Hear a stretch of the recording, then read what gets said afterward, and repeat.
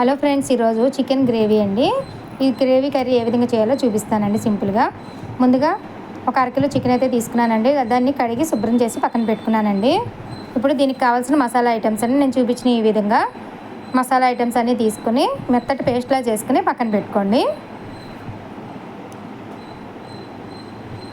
Stove వెలిగించి pan పెట్టుకుని oil అయితే పోసుకోండి. ఆయిల్ మరుగుతున్నప్పుడు నేను ఒక 2 పెద్ద సైజు ఉల్లిపాయలు అయితే తీసుకున్నానండి.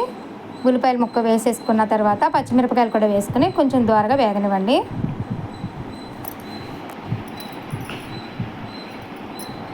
ఇలా వేగుతున్న తర్వాత కొంచెం పసుపు అయితే వేసేసుకోండి.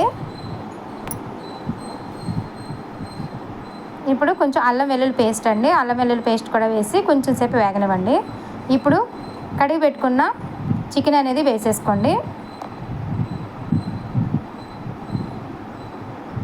ఒకసారి కలిపి పెట్టుకున్న తర్వాత ఇప్పుడు కరివేపాకు వేసుకోండి, టేస్ట్ చాలా బాగుంటుంది. ఒకసారి కలిపిన తర్వాత ఇప్పుడు సాల్ట్ అనేది వేసేసుకోండి. టేస్ట్కి తగ్గ సాల్ట్ వేసుకుని మూత పెట్టేసుకుని కొద్దిసేపు మగ్గనివ్వండి. మనకి టమాటా నచ్చితే వేసుకోండి, లేదంటే స్కిప్ చేసేసుకోండి. ఒక టమాటా, పెద్ద సైజు టమాటా అయితే తీసుకుని వేసానండి. ఒకసారి కలిపి మళ్ళీ మూత పెట్టి మగ్గనివ్వండి. ఇప్పుడు కారం టేస్ట్కి తగ్గ కారం అయితే వేసేసుకోండి. ఒకసారి కలిపి మూత అయితే పెట్టేసుకోండి. ఒకసారి బాగా కలిపి మూత పెట్టుకోండి. ఇప్పుడు మనం గ్రైండ్ చేసి పెట్టుకున్నాం కదండి మసాలా అనేది, అది వేసేసుకోవాలండి. దానికి ఎంత పడుతుందో అంత మసాలానే వేసుకోవాలండి, ఎక్కువ వేసుకోవద్దు. కొంచెం ఎక్కువ క్వాంటిటీలో గ్రైండ్ చేసుకున్నాం కదా, కూరకి ఎంత సరిపోతుందో అంత మాత్రమే వేసుకుని ఒకసారి బాగా కలిపేసుకోండి.